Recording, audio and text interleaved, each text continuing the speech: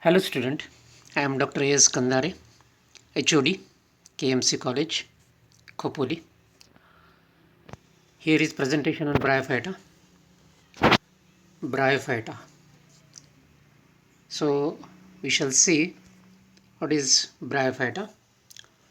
Bryophytes in Greek it is called bryon, which is the meaning moss, plus phyton, that is plants. So it is a group of thalloid non-vascular cryptogamic plants. So you know that these plants are thalloid. That is, these plants don't show true stem, leaves, flowers, roots, and no vasculature. That is, no true xylem and phloem present in these plants. Such plants are called thalloid plants, and they are cryptogamic in nature because their sex organs are not distinct. Just like angiospermic plants, they don't develop flowers, so therefore their sex organs are hidden. Hence these plants are called cryptogamic plants. These plants are generally called as amphibians of the plant world because these plants grow in boggy places or shady places. दलदलीच्या ठिकाणी वाढणारी ही plants आहेत. म्हणजे जरी ही plants जमिनीवर वाढत असतील, परंतु ह्या झाडांना पाण्याची आवश्यकता आहे. कोरड्या ठिकाणी ही झाडं आढळत नाही. म्हणजे थोडक्यात पाणी आणि जमीन असे त्या मधल्या अवस्थेमध्ये ही प्लांट्स वाढतात. Therefore these plants are called amphibians, isn't it? They are not totally terrestrial as well as they are not totally aquatic plants. Such plants are called amphibians. So bryophytes are amphibians of the plant world. So let us see the general characters of bryophytes. General characters of this class Anthocerote, which is the most important category of bryophytes. So here bryophytes are commonly called hornworts because their sporophytes appear like horns of cattle or liverworts. Because of their thallus appearance like livers of animals, they are also called liverworts. म्हणजे ही जी plants आहेत ह्यांना दोन शब्द वापरले जातात, that is हॉर्नवर्ड्स and लिव्हरवर्ड्स. हॉर्नवर्ड्स म्हणजे प्राण्यांच्या शिंगासारखे त्यांचे स्पोरोफाईट दिसतात, त्यामुळे त्याला हॉर्नवर्ड्स असं म्हटलेलं आहे. आणि ॲनिमलचे जे काही लिव्हर्स आहेत त्याच्यासारखे त्याचे थॅलस दिसतं, म्हणून they are called liverworts. Gamotophytic generation is more prominent than sporophytic generation. So here this is the important feature of a bryophyte, that its gametophytic generation is more prominent than sporophytic generation. The plant body is thalloid without vascular tissue. तर ह्याची जी काही ह्या वनस्पतीची जी काही body आहे, त्याचं जे शरीर आहे, it is a thalloid. That is the plant do not produce true leaves, stem, roots, flowers, etc. and they also do not possess true vasculature, that is xylem and phloem. So they are a kind of primitive type of plants. There are about 5 genera and 300 species reported from all over the world. तर 5 genre आहेत आणि जवळजवळ 300 species याच्या सापडतात. Plants from this group found in tropical, subtropical, moist and warm regions of the world. तर अशा प्रकारे तुम्हाला लक्षात येईल विद्यार्थी मित्रांनो की हे जे प्लांट्स आहेत हे बहुतांशी विविध प्रदेशामध्ये आढळतात. जगाच्या विविध वातावरणामध्ये ही प्लांट्स आपल्याला आढळतात. The plants are terrestrial, growing on boggy places as well as epiphytes. तर जसं मी तुम्हाला म्हटलं की these plants are terrestrial. जरी ते जमिनीवरती वाढत असतील तरी त्यांच्या रिप्रोडक्शनसाठी पाणी हे आवश्यक आहे. म्हणून पाण्याची आवश्यकता ह्या प्लांटसाठी कमी झालेली नाही आहे. म्हणून पूर्णतः these plants are not terrestrial. They are not totally terrestrial, but they are partially terrestrial because they grow in boggy or swampy places. ज्या ठिकाणी दलदल आहे अशा ठिकाणी ते प्लांट्स वाढतात, कारण त्यांचे जे काही सेक्शुअल रिप्रोडक्शन्स आहेत त्यासाठी पाणी हे आवश्यक आहे. दे ऑल्सो ग्रो ॲज ॲपिफाइट्स, म्हणजे इतर झाडांच्या बुंध्यावरती किंवा खोडांवरती ही झाडं आपल्याला आढळून येतात. देअरफॉर दे लिव्ह ॲज ॲपिफाइट्स. तर अशा प्रकारे ह्या प्लांट्सचे काही हे महत्त्वाचे कॅरेक्टर्स आहे, हे लक्षात घेतलं पाहिजे. त्यानंतर मॉर्फॉलॉजिकल फीचर्स ऑफ अँथोसेरॉटेमध्ये the gametophyte is dorsiventrally flattened. हे जे गॅमेटोफाइट याचं जे काही डॉमिनंट आहे या प्लॅन्टच्या जनरेशनमध्ये, ब्रायोफाइट्समध्ये gametophyte is a dominant generation. The thallus is dorsiventrally flattened. म्हणजे हे जे प्लॅन्ट आहे त्याचं जे थॅलस आहे हे वरून आणि खालून असं फ्लॅटन्ड आहे, फ्लॅट आहे. म्हणजे थोडक्यात ते चपटं आहे, त्याला ब्रँचिंग होत नाही, जमिनीला समांतर अशा पद्धतीनं त्याचं थॅलस वाढतं, फ्लॅट अशा पद्धतीनं. त्यामुळे it is dorsiventrally flattened. On the ventral surface of the thallus there are root like rhizoids. ह्या प्लॅन्ट्समध्ये रूट नाही आहेत, परंतु रूट लाईक रायझाइड्स आहेत. म्हणजे अगदी बारीक दोऱ्यांसारखी रूट्स, ज्याला आपण प्रायमरी स्टेजमधले इव्होल्युशनरी स्टेजमधले रूट्स म्हणूया, पण नॉट अ ट्रू रूट्स. हे अशा प्रकारे थॅलसच्या खालच्या बाजूला व्हेंट्रल सरफेसवरती आपल्याला रायझाइड्स आढळतात. So on the ventral surface of the thallus there are root like rhizoids. Internally, the thallus show simple cell organization without any cellular differentiation. So this is also one of the important feature. You will not find much advanced cellular differentiation in bryophytes. ह्या ब्रायोफाइट्समध्ये आपल्याला cellular differentiation नाही आहे. म्हणजे विविध प्रकारचे cells ॲनाटॉमिकली जर आपण बघितलं की झायलम, फ्लोएम, कॅम्बियम किंवा स्क्लेरेनकायमा, क्लोरेनकायमा वगैरे वगैरे, हे असं डिफरन्शिएशन नाही आहे की नाही. तर थॅलसचं जर आपण ॲनाटॉमी जर बघितलं तर त्याच्यातल्या सगळ्याच सेल ज्या आहेत त्या जवळजवळ सारख्या आहेत.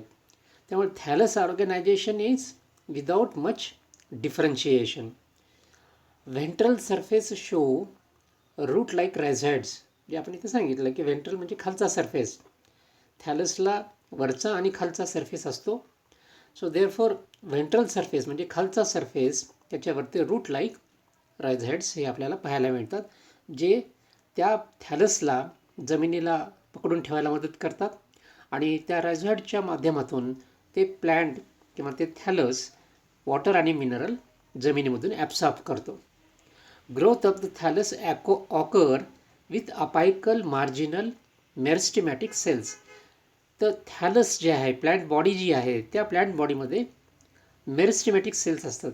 मग त्या कुठे असतील तर अपायकल रिजनला असतील आणि मार्जिनल रिजनला. म्हणजे कडेला आणि टोकाकडे आपल्याला मेरिस्टेमॅटिक सेल्स दिसतात आणि ह्या मेरिस्टेमॅटिक सेलच्या साह्यानं त्या थॅलसची किंवा प्लॅन्ट बॉडीची वाढ आपल्याला बघायला मिळते. नाव इंटरनल स्ट्रक्चर ऑफ द थॅलस. आता हे ब्रायोफाइटचं जे आतलं जी त्याची शरीररचना आहे ब्रायोफाइट्सची, त्याच्यामध्ये काय आपल्याला आढळतं? Thallus show no cellular differentiation. This is also important feature that we have to notice here. Thallus show no cellular differentiation as I have told you that. तर सेल्युलर डिफरन्शिएशन होत नाही त्याच्यामध्ये, एक्सेप्ट आउटर एपिडर्मल लेअर. फक्त बाहेरचा epidermal layer आहे आणि आतमध्ये असे वेगवेगळे डिफरन्शिएशन झालेले टिश्यू नाही आहे. टिश्यू सिस्टीम ह्याच्यामध्ये जास्त डेव्हलप झालेली नाही आहे. सो डिफरन्शिएशन म्हणजे विविध प्रकारचे सेलचे ग्रुप्स, ज्याला आपण विविध टिश्यू म्हणू. That tissue system is not developed in bryophyte except outer covering of epidermal cells. तर हे महत्त्वाचं फीचर ह्या ठिकाणी आपण लक्षात घेतलं पाहिजे. सेल डिफरन्शिएशन नाही आहे. Intercellular mucilage schizogenously formed cavities inhabited by endophytic symbiotic nostoc colonies is a feature of Anthocerote. तर अँथोसेराटे किंवा अनेक काही ब्रायोफाईट आहेत त्याच्यामध्ये आपल्याला आणखी एक महत्त्वाची गोष्ट अशी आढळून येते की त्याच्यामध्ये म्युसिलेज कॅव्हिटीज आपल्याला आढळतात. त्याचं जे थॅलस आहे त्या थॅलसमध्ये इंटरनली आपल्याला काही कॅव्हिटीज आढळतात. That is mucilage cavity and these cavities are formed schizogenously. म्हणजे आतल्या काही सेल्स जे आहेत सेल वॉल त्या ब्रेक होऊन एक प्रकारची कॅव्हिटी त्या ठिकाणी तयार झालेली आहे आणि त्या कॅव्हिटीमध्ये एंडोफायटिक सिम्बायोटिक नॉस्टॉक कॉलनीज आपल्याला बघायला मिळतात. एंडोफॅटिक म्हणजे आतमध्ये त्या थॅलसच्या मध्ये राहणाऱ्या, सिम्बायोटिक म्हणजे एकमेकाला मदत करणाऱ्या अशा प्रकारचे म्हणजे हे नॉस्टॉक जे कॉलनीज आहेत त्या ब्रायोफायटिक थॅलसला नायट्रोजन फिक्सेशनसाठी मदत करतात, नायट्रोजन प्रोव्हाइड करतात आणि त्या बदल्यामध्ये ते जे प्लांट आहेत त्यांना वॉटर मिनरल आणि काही प्रमाणामध्ये काय म्हणतात आपल्याला शेल्टर देतो. तर अशा पद्धतीने हे नॉस्टॉक कॉलनीज सिम्बायोटिकली ब्रायोफाईटच्या काही थॅलसमध्ये ग्रो होतात. So this is one of the important feature of bryophytes. These mucilage cavities open ventrally with slime pore which is guarded by bean-shaped guard cells. तर हे जे काही म्युसिलेज कॅव्हिटीज आहेत जसं इथं सांगितलं की ह्या ज्या कॅव्हिटीज आहेत दॅट म्युसिलेज कॅव्हिटी ओपन व्हेंट्रली म्हणजे थॅलसचं जे खालचा सरफेस आहे तिथं ते ओपन होतात with a slime pore and this slime pore is guarded by bean shaped guard cells. तर अशी ती रचना आहे. म्हणजे त्या थॅलसमध्ये जे म्युसिलेज कॅव्हिटीज आहेत त्या कॅव्हिटीज थॅलसच्या खालच्या बाजूला एका छिद्राने ओपन होतात आणि त्या छिद्राच्या ओपनिंगवरती बीन शेप्ड गार्ड सेल्स आहेत. So this is the arrangement of mucilage cavity containing symbiotic nostoc colonies. Each cell of the thallus has a single oval shaped chloroplast with multiple pyrenoids in the center. तर ह्याच्यामधला chloroplast आहे हा oval shaped आहे आणि त्या क्लोरोप्लास्टमध्ये पायरोनॉइड नावाचे काही structure आहेत. So this pyrenoid help in the storage of starch. So it contains starch grains. तर अशा पद्धतीनं आपल्याला ही रचना दिसेल की क्लोरोप्लास्ट आहे त्याच्यामध्ये कारण थॅलसमध्ये क्लोरिन कॅमॅटस सेल्स आहेत. So chlorenchymatous cells contain chloroplast. So it provides autotrophic mode of nutrition to the plant body. तर हे इंटरनल अशा पद्धतीनं आपल्याला हे त्याचं काय म्हणता येईल रचना आपल्याला ह्या ठिकाणी आढळते मित्र. Okay, so this is important thing you have to notice again. Cellular differentiation त्याच्यामध्ये होत नाही आहे की नाही. सेल्युलर डिफरन्शिएशन हे त्या ठिकाणी नाही आहे. त्यानंतर महत्त्वाचं म्हटलं तर म्युसिलेज कॅव्हिटी त्या ठिकाणी पाहायला मिळते. Mucilage cavity containing Nostoc colonies. Okay, Nostoc colonies पण त्या ठिकाणी असतात आणि ह्या सेलमध्ये आपल्याला क्लोरोप्लास्टसुद्धा आढळतो. Single chloroplast, oval shaped chloroplast with pyronide. So this is the arrangement, internal arrangement in the bryophyte thallus. Now reproduction in bryophytes. Bryophyte मध्ये जे रिप्रोडक्शन होतं ते कुठल्या प्रकारचं होतं तर reproduction occur by two methods that is vegetative and sexual means. हे दोन प्रकारचं आहे, vegetative and sexual means. Now vegetative reproduction comprise. तर व्हेजिटेटिव्ह रिप्रोडक्शन कुठल्या प्रकारे होतं त्याच्यामध्ये आहे fragmentation. So in fragmentation separated plant fragment grow into new thallus. मग ह्या ठिकाणी काय होतं की जे पॅरेंट थॅलस आहे त्या थॅलसपासून काही तुकडे किंवा फ्रॅगमेंट्स हे पॅरेंट प्लांटपासून सेपरेट होतात आणि these separated fragments grow into new thallus. म्हणजे हे सिम्पल, म्हणजे तुकडे पडले की तो जो तुकडा आहे तो नवीन थॅलस डेव्हलप करतो. त्यानंतर जिम्मे फॉर्मेशन ही एक मेथड आहे. These are vegetative bodies with food that separate from parent plant to produce new thallus. तर हे स्पेशल स्ट्रक्चर्स आहेत, काही व्हेजिटेटिव्ह स्ट्रक्चर आहेत. These are vegetative bodies containing food material ह्या स्ट्रक्चरमध्ये. तर हे जिम्मा म्हणजे एक प्रकारचं एक व्हेजिटेटिव्ह स्ट्रक्चर आहे, कप लाईक स्ट्रक्चर आहे. And this contain food. भरपूर त्याच्यामध्ये अन्न असतं, अन्नाचा साठा ठेवलेला असतो. आणि हे जे स्ट्रक्चर आहे हे मुख्य जे थॅलस आहे त्यापासून सेपरेट होतं आणि नवीन थॅलस किंवा नवीन प्लांट तयार होतं. ट्युबर फॉर्मेशन, मग ट्युबर पण तयार होतं त्याच्यामध्ये. These tuber are formed in unfavorable conditions. These are thick walled with stored food, help to perinate the plant. तर हे जे ट्युबर्स आहे हे अनफेवरेबल कंडिशनमध्ये डेव्हलप होतं. ज्यावेळेस पाणी कमी होतं, देर इज स्कॅरसिटी ऑफ वॉटर, आणि सभोवतालची जी परिस्थिती आहे ती अनफेवरेबल होते प्लॅन्टला. मग अशा कंडिशनमध्ये द प्लॅन्ट डेव्हलप ट्युबर्स. मग ह्या ट्युबर्स कशा असतात? They are thick walled with lot of stored food material. हे त्याचं कॅरेक्टर आहे. मग हे त्याला सभोवताली चांगल्या प्रकारचं जाड अशा प्रकारचं वेस्टर्न निर्माण होतं, आतमध्ये भरपूर अन्नाचा साठा होतो.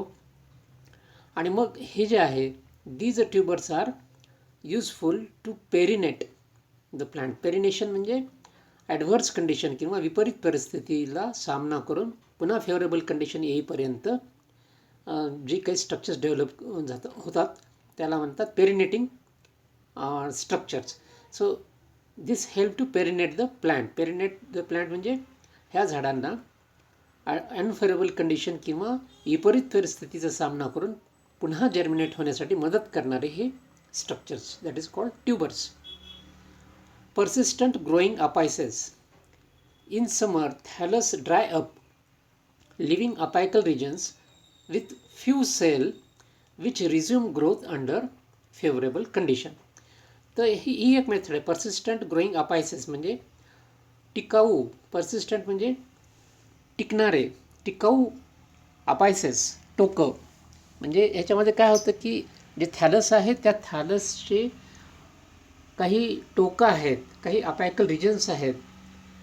तर जेव्हा समरमध्ये हे प्लॅन्ट वाळून जातं तर त्याचं पुढची जी काही टोकं आहेत त्या प्लॅन्टची, थॅलसची टोकं, ती तशीच राहतात.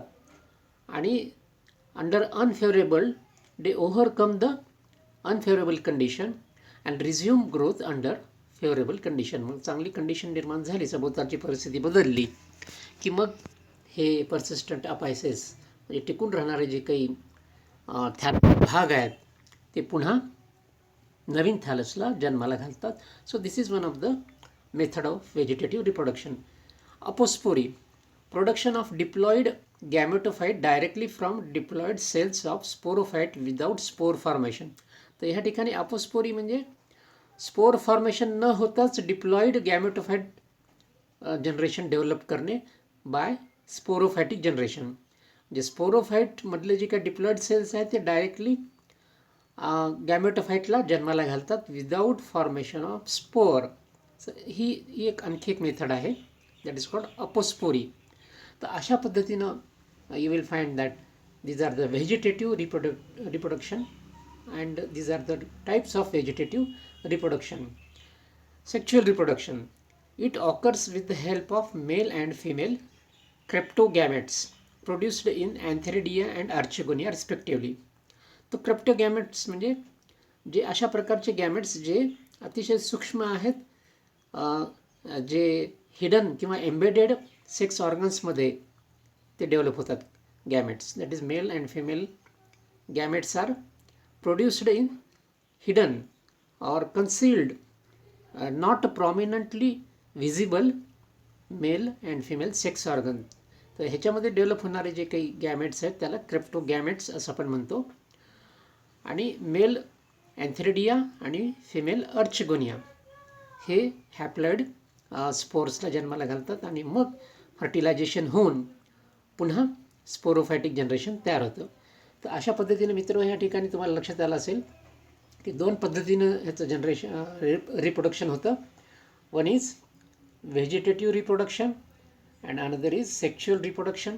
व्हेजिटेटिव्हमध्ये एक फ्रॅगमेंटेशन, दुसरं जिम्मे फॉर्मेशन, तिसरं ट्युबर फॉर्मेशन, चौथं पर्सिस्टंट ग्रोईंग अपायसेस, पाचवं ॲपोस्पोरी आणि हे सहावं जे आहे ते सेक्शुअल रिप्रोडक्शन. तर असं 6 प्रकारे ह्याचं रिप्रोडक्शन ब्रायोफाईटमध्ये आपल्याला पाहायला मिळतं. So this is about reproduction in bryophytes. आता हे ते गॅमेटोफाईट आणि स्पोरोफाईट असे जे दोन जनरेशन आहेत, तर त्याच्यामध्ये हे स्पोरोफाईट इन ब्रायोफाईट. आता ब्रायोफाईटचा जो स्पोरोफाईट आहे तो कसा असतो? Sporophyte grow in cluster from dorsal surface of the gametophyte. तर ब्रायोफाईटमध्ये आपल्याला स्पोरोफाईट पाहायला मिळतं. This sporophyte grow in cluster, म्हणजे ग्रुपमध्ये ते स्पोरोफाईट डेव्हलप होतात.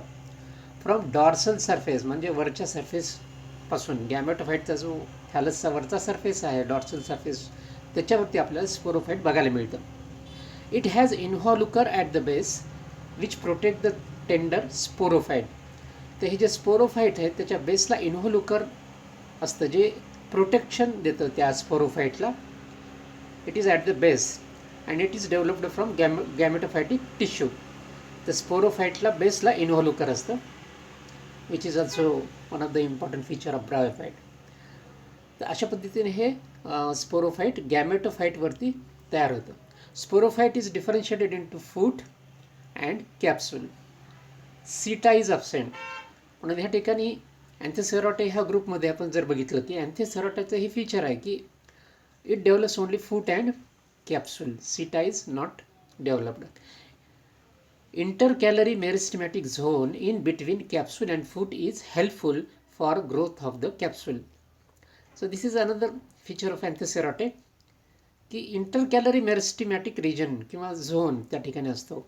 इंटरकॅलरी ह्यासाठी म्हटलेलं आहे की this meristematic region is present in between capsule and foot and this helps for the elongation and development of capsule. तर हे अशा प्रकारे मेरिस्टेमॅटिक रिजन पण आहे. Capsule has chlorenchymatous tissue for photosynthesis. This is also one of the important feature of the Anthocerotae. तर ते कॅप्सूलमध्ये chlorenchymatous tissue असतात. क्लोरनकॅमा म्हणजे the tissue containing chlorophyll pigments or chloroplast. Chloroplast आहे म्हणजे काय? फोटोसिंथेसिस आहे. म्हणजेच हे जे स्पोरोफाईट आहे, ती जी कॅप्सूल आहे, त्याच्यामध्ये क्लोरनकॅमा असल्यामुळे, क्लोरोप्लास्ट असल्यामुळे इट कॅन फोटोसिंथेसाइज.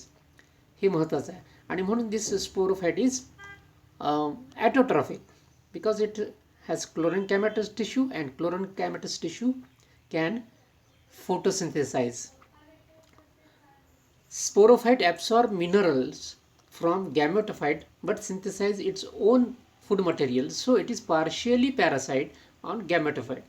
आणि इथं लक्षात घेतलं पाहिजे की हे जे स्पोरोफाईट आहे, हे स्पोरोफाईट कसं आहे तर त्याला क्लोरनकॅमॅटस टिश्यू आहेत आणि म्हणून ते फोटोसिंथेसिस पण करतात. परंतु the sporophyte absorb minerals and water, आहे की नाही, from gametophyte. Okay, it absorbs mineral from gametophyte but synthesize its own food material, so therefore it is partially parasite. So this is important on gametophyte. It is partially parasite on gametophyte. It is not totally parasite on the gametophyte. So this is the important feature of the sporophyte of bryophyte. त्यानंतर पुढचं जे त्याचं feature आहे, capsule has centrally located sterile columella surrounded by sporogenous tissue.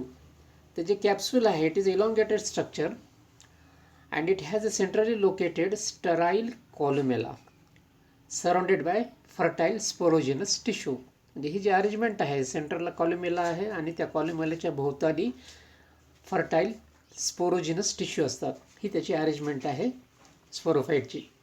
Sporogenous tissue ultimately develop into haploid neospores at maturity. तर हे जे sporogenous tissue आहे जे कॅप्सूलमध्ये आहेत ते मिओसिस झाल्यानंतर हॅप्लॉइड मिओस्पोर्स डेव्हलप करतात जेव्हा ते मॅच्युअर होतात तेव्हा. Meiospores are intermingled with sterile nutritive elaters and pseudo elaters which help the meiospore to grow and liberate from the capsule. तर हे जे मिओस्पोर्स आहेत दे आर हॅप्लॉइड, त्याच्यासोबत काय आहेत, इलेटर्स आणि सुडो इलेटर्स नावाचे सुद्धा काही स्टराईल स्ट्रक्चर्स असतात आणि this sterile structures help meiospore to get nutrition and liberation from the capsule. हे मिओस्पोरला एकतर अन्न पुरवतात हे इलेटर्स आणि सुडो इलेटर्स त्या मिओस्पोरला कॅप्सूलमधून लिबरेट करतात at the time of maturity when the capsule is broken down. Meiospores are in the form of tetrads. हे मिओस्पोर्स काय आहेत, हे 4-4च्या ग्रुपमध्ये असतात. So they are in tetrads containing food material. त्याच्यामध्ये हॅप्लॉइड न्यूक्लियस आणि फूड मटेरियल आहे. The capsule dehisce from the apex to the base longitudinally with the help of hygroscopic action of pseudoilators. तर हे pseudoilators जे आहेत दे show hygroscopic action. त्या ठिकाणी hygroscopic action म्हणजे काय, the movement dependent upon water. तर हे pseudoilators जे आहेत हे pseudoilators काय करतात, पाणी ॲब्सॉर्ब करतात आणि पाणी ॲब्सॉर्ब करून हायग्रोस्कोपिक मुवमेंट दाखवतात आणि त्या हायग्रोस्कोपिक मुवमेंटमुळे ती जी कॅप्सूल आहे ती ब्रेक होते आणि मिओस्पोर्स हे काय आहे बाहेर पडतात. आणि मग हे जे मिओस्पोर्स आहेत दिस मिओस्पोर्स आफ्टर लिबरेशन दे प्रोड्यूस गॅमेटोफाइट. म्हणजे स्पोरोफाईटमध्ये आपल्याला असं बघायला मिळतं की ती कॅप्सूल जी आहे त्या कॅप्सूलमध्ये सेंट्रली लोकेटेड स्टराईल कॉल्युमेला आहे. त्याच्यामध्ये कॉल्युमेला आहे विच इज स्टराईल आणि त्या स्टराईल कॉल्युमेलाबरोबर फर्टाईल स्पोरोजिनस मदर सेल्स असतात आणि ह्या स्पोरोजिनस मदर सेल्सपासून हॅप्लॉइड मिओस्पोर डेव्हलप होतात. आणि हे जे हॅप्लॉइड मिओस्पोर आहेत त्या मिओस्पोरवर इलेटर्स पण असतात आणि सुडो इलेटर्स पण असतात. आणि हे सुडो इलेटर्स आणि सुडो इलेटर्स काय करतात, मिओस्पोरला सपोर्टिव्ह मुवमेंट आणि न्यूट्रिशन प्रोव्हाइड करतात. तर अशा पद्धतीने तुम्हाला लक्षात येईल मित्र की हे सर्व अरेंजमेंट आहे त्या स्पोरोफाईटमध्ये. ठीक आहे. So this is about sporophyte. Now coming back to alternation of generation of in bryophytes. तर अल्टरनेशन ऑफ जनरेशन म्हणजे काय, sporophytic generation alternates with gametophytic generation. म्हणजे गॅमेटोफाईट स्पोरोफाईट, स्पोरोफाईट गॅमेटोफाईट. हे सायक्लिक फॉर्ममध्ये हे कुठल्याही प्लांटमध्ये किंवा लिव्हिंग थिंगमध्ये आपल्याला आढळतं. तर अल्टरनेशन जनरेशनमध्ये काय आहे, members of the Anthocerotae show no distinct morphological gametophyte and sporophyte generation. असे वेगवेगळे जनरेशन नाही आहेत, गॅमेटोफाईट वेगळं आणि स्पोरोफाईट वेगळं, but they are interdependent. Means gametophytic generation and sporophytic generation both are interdependent. ते एकमेकावरती अवलंबून असतात, ते एकमेकापासून स्वतंत्र असे नाही आहेत. So they R interdependent upon each other. The gametophyte is autotrophic haploid generation. तर हे गॅमेटोफाईटचं वैशिष्ट्य काय, the gametophyte is autotrophic and haploid generation. Gametophyte produce male and female sex organs. हे त्याचं कॅरेक्टर आहे. गॅमेटोफाईट काय करतं, मेल आणि फिमेल सेक्स ऑर्गन्सला जन्माला घालतं. Male is antheridia and female is archegonia. तर मेलला काय म्हणतात, अँथ्रेडिया म्हणतात आणि फिमेलला archegonia. Fertilisation produce partially parasitic sporophytic generation. Fertilisation होतं, means male gamete and female gamete ह्यांचं फर्टिलायझेशन होऊन partially parasitic sporophyte generation is developed. तर जसं मी सांगितलं की पार्शियली पॅरासाईट का म्हटलेलं आहे स्पोरोफायटिक जनरेशनला, because स्पोरोफायटिक generation can synthesize its own food material but it depends upon gametophyte for water and mineral. म्हणजे स्पोरोफाईट गॅमेटोफायटिक जनरेशन पासून फक्त वॉटर आणि मिनरल घेतं, परंतु स्वतःचं अन्न स्वतः तयार करतं कारण त्याच्यामध्ये क्लोरेनकॅम आहे. तर अशा पद्धतीने हे पार्शियली पॅरासायटिक स्पोरोफायटिक जनरेशन आहे. स्पोरोफायटिक जनरेशन ग्रो ऑन गॅमेटोफाईट. हे स्पोरोफायटिक जनरेशन कशावर डेव्हलप होतं, तर गॅमेटोफायटिक थॅलसवरती ते वाढतं. Diploid sporophyte produce haploid spores. म्हणजे हे स्पोरोफायटिक जनरेशन जे आहे after meiosis produce haploid spores that ultimately produce haploid gametophytic generation. मग त्याच्यापासून हॅप्लॉइड गॅमेटोफायटिक जनरेशन पुन्हा तयार होतं. तर अशा पद्धतीने विद्यार्थी मित्रांनो हे लक्षात ठेवायचं की ह्या अँथोसेराटामध्ये स्वतंत्र अशा पद्धतीचं गॅमेटोफाईट आणि स्पोरोफाईट जनरेशन आपल्याला बघायला मिळत नाही. द गॅमेटोफाईट इज ॲटोट्रॉफिक, हे पण लक्षात ठेवायचं. इट इज हॅप्लॉइड जनरेशन, ते ॲटोट्रॉफिक आहे. Okay, it is autotrophic. त्यानंतर ते आहे हॅप्लॉइड आहे. Gametophyte produce male and female sex organ, आहे की नाही. मेल सेक्स ऑर्गनला काय म्हटलेलं आहे, अँथ्रेडिया, आणि फिमेलला काय म्हटलेलं आहे, archegonia. Fertilization produce partially parasitic sporophytic generation, आहे की नाही. पार्शियली पॅरासाइट म्हटलेलं आहे, कारण पार्शियल पॅरासाइट म्हणजे काय, तर स्पोरोफाईटकडे फोटोसिंथेसिस करण्याची क्षमता आहे, परंतु ते गॅमेटोफाईटवरती वाढत असल्यामुळे वॉटर अँड मिनरल्ससाठी it depends upon gametophyte. So therefore sporophytic generation is partially parasite. Sporophytic generation grow on gametophyte, हे स्वतंत्र नाही आहे, इट डेव्हलप्स ऑन गॅमेटोफाईट. तर अशा पद्धतीने काय होतं मग, diploid sporophyte produce haploid spores, आहे की नाही. कुठले spore, haploid spores at maturity and ultimately produce haploid generation. तर हे अशा पद्धतीने हॅप्लॉइड जनरेशन त्याचं अल्टरनेट होतं. त्यामुळे ह्या गोष्टी आपण लक्षात ठेवल्या पाहिजे विद्यार्थी मित्रांनो, की हे जे आहे हे महत्त्वाचं जे तुम्हाला सांगायचं ह्या ठिकाणी, की हे जे हॅप्लॉइड जनरेशन आहे ह्याच्यामध्ये it depends upon gametophytic generation, हे एक महत्त्वाचं आहे. It depends upon gametophytic generation. It is partially parasitic in nature, आहे की नाही. Sporophyte is partially parasitic in nature, हे त्याच्यामध्ये महत्त्वाचं आहे. तर अशा पद्धतीने हे इंटरडिपेंडन्स आपल्याला इथे बघायला मिळतं. Okay, thank you student, and best of luck for your studies. Okay, thank you.